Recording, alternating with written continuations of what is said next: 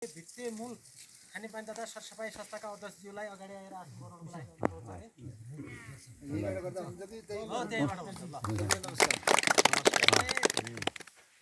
यस कार्यक्रमको प्रमुख अतिथिको आसन ग्रहण गरिदिनु हुन आदरणीय जलवायु परिवर्तन स्थानीय अनुकूलन परियोजनाका डिप्युटी टिम लिडर सर आदरणीय लिन बस्ने सरलाई मैले अनुरोध गरेँ।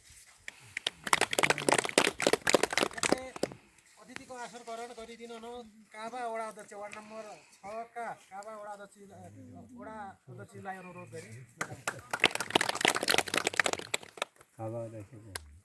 त्यस्तै अतिथिको आसन ग्रहण गरिदिनु हुन योजना शाखामा कार्यरत अधिकृत ज्यू दत्त भट्टज्यूलाई अनुरोध गरेँ।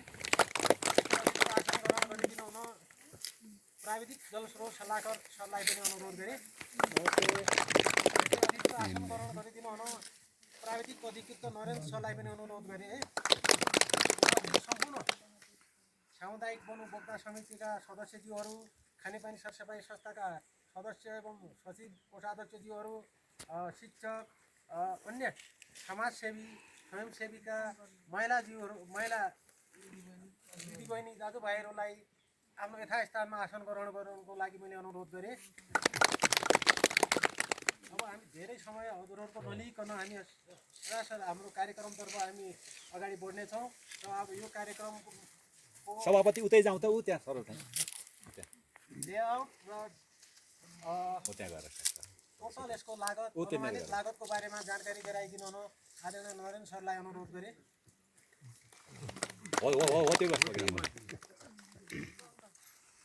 सम्पूर्णमा नमस्कार।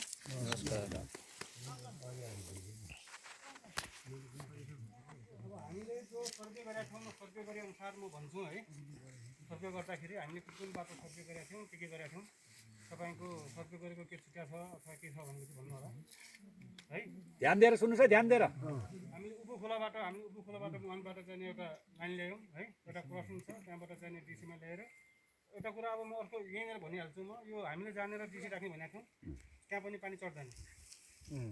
पाइपले जो भनौँ नि त्यति बेला त चढ्ने देखाएको थियो हेरेको थियो हामीले, तर पाइप ल्याउँदाखेरि पाइपमा चाहिँ घर्षण हुन्छ त्यसले गर्दाखेरि पानी त्यहाँ जति हामीले ल्याउनु खोज्यो त्यति आउँदैन। त्योभन्दा अलिक तल हामीले चाहिँ ट्याङ्की सार्नुपर्छ है। त्यो छ। अनि त्यसपछि हामी अब त्यहाँबाट घर माथि त चढ्ने कुरै भएन। त्यो घरको लागि हामी लिफ्टको पनि व्यवस्था गरेका छौँ। एक घरलाई जाने लिफ्ट गरेर त्यहाँ पानी जाने व्यवस्था गरेका छौँ।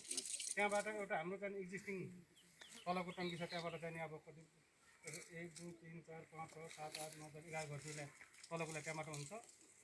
अनि एउटा ट्याङ्की जहाँनिर अब त्यो अन्त डिसिनेर त्यहाँ बन्छ त्यहाँबाट रोडभन्दा माथिको घरको लागि 1 2 3 4 5 6 7 8 9 घरलाई त्यहाँको लागि हुन्छ र अर्को चाहिँ डिस्ट्रिब्युसनको लागि 9 घरको लागि त्यहाँ पनि हुन्छ है।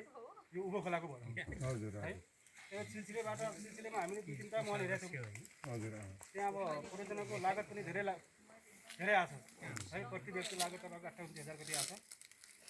त्यो भएको हिसाबले त्यो पनि गर्ने कि नगर्ने भन्ने पनि हामी ददारमा छौँ। र पनि चाहिँ अब त्यो फसल गराउनु पर्ने कुरा भयो।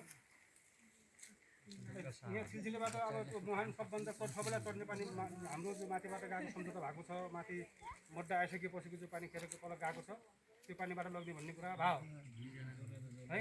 त्यहाँबाट चाहिँ नि एउटा रफी फिल्टर बनाएर फिल्टर ट्याङ्कीबाट एउटा पारी चाहिँ ओदर्जीको टोलमा र एउटा तल्लो ढुङ्गेनीको लागि तलको जो इन्टेक छ त्यसमा पानी लग्यो।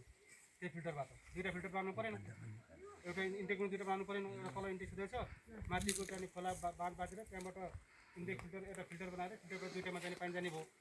त्यसरी चाहिँ त्यहाँको गरेर तल्लो ढुङ्गेनीको 5 घरतिर र माथिल्लो चाहिँ हाम्रो ओदर्जीको टोलको 5 घरतिर त्यसरी चाहिँ एउटा लाइन त्यसरी जान्छ।